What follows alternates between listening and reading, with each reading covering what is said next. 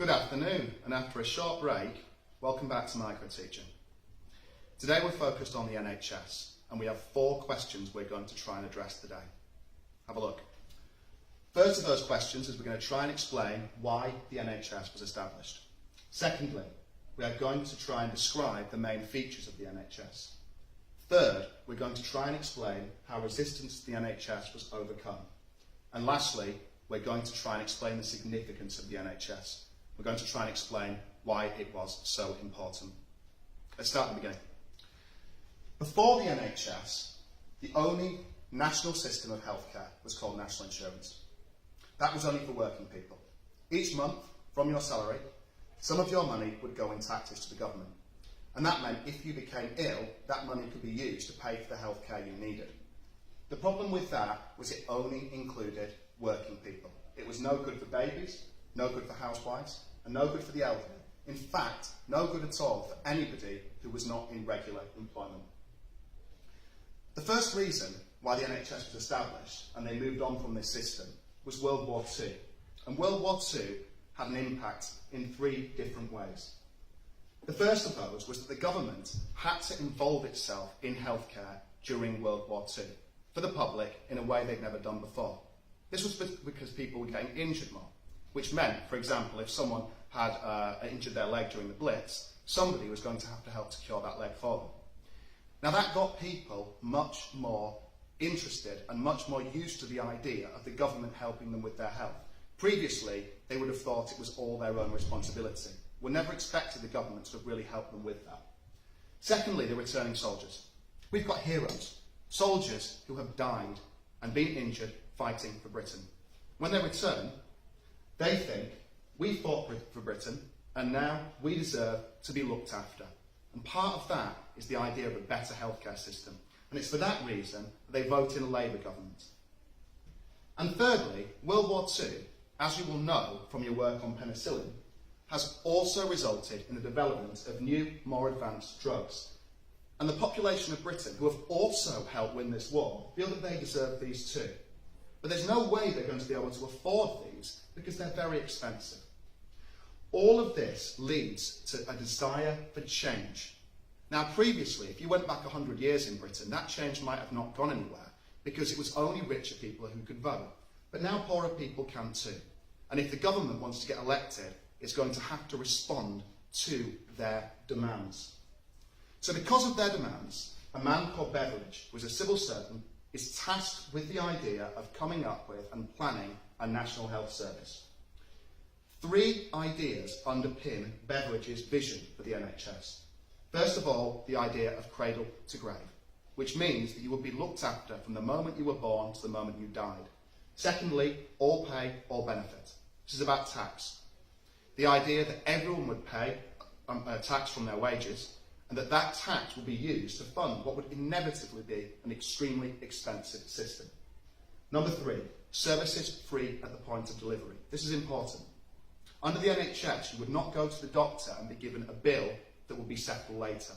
The treatment would be free and you would pay nothing. And this was enormously attractive to those people who were poor and didn't have vast amounts of cash lying around their houses. So the NHS manifested itself in this and more. The idea being that if you were pregnant or giving birth to a child, your midwife would be free.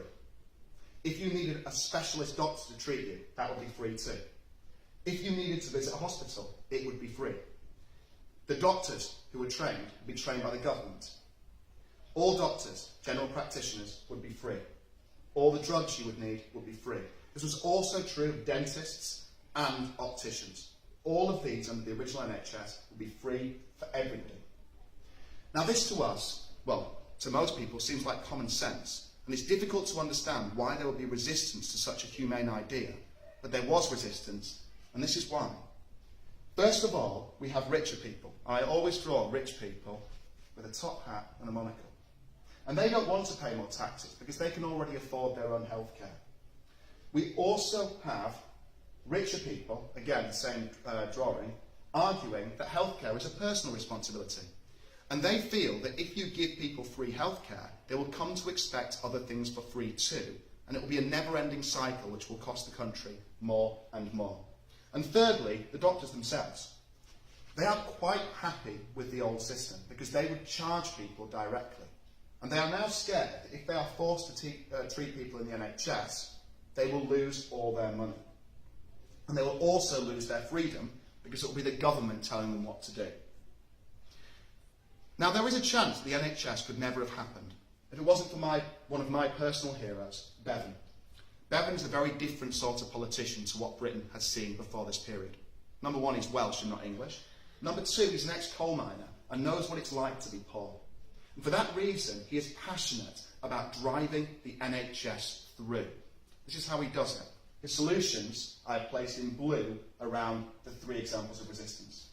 The first of all, he makes a strong moral argument to this point here, that it will be too expensive. He says the country has to pay for it, no matter how expensive it is, because it is morally right to look after people who are sick.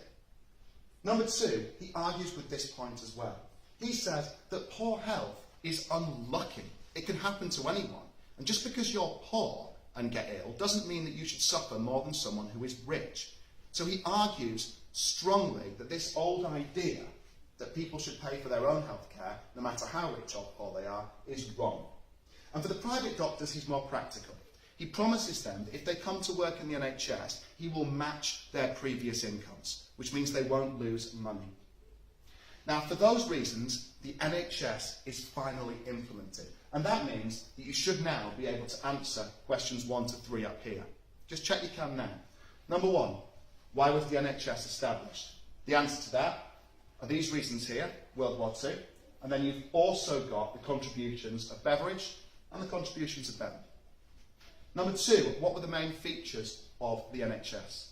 For this, you need to be able to describe these things here, and also how they are underpinned by these concepts here. 3, how is resistance to the NHS overcome? That simply is what Bevan does about these examples of resistance. And number 4 is going to cause me to get a little bit passionate. Because I don't think anything more important has happened in Britain for the last 100 years. I'm going to tell you a story to illustrate this. My brother was working in another country a few years ago, and he told me a story that I found incredibly sad. It was about a young boy whose grandfather was dying. The young boy came to the local hospital, and he begged, not for health care for his grandfather, but for a mattress on which his grandfather could die. That was because he had no NHS. He had no expectation that anybody should help him in his time of misfortune. The reason we don't think like that, the reason we expect to be looked after, is because of the work of people to push this system through, and my heroes, Beveridge and Bevan. If it wasn't for the NHS, our lives would be worse than they are now. Final political message. People fought for the NHS, and you should fight to keep it. Thanks very much for listening. More videos to follow.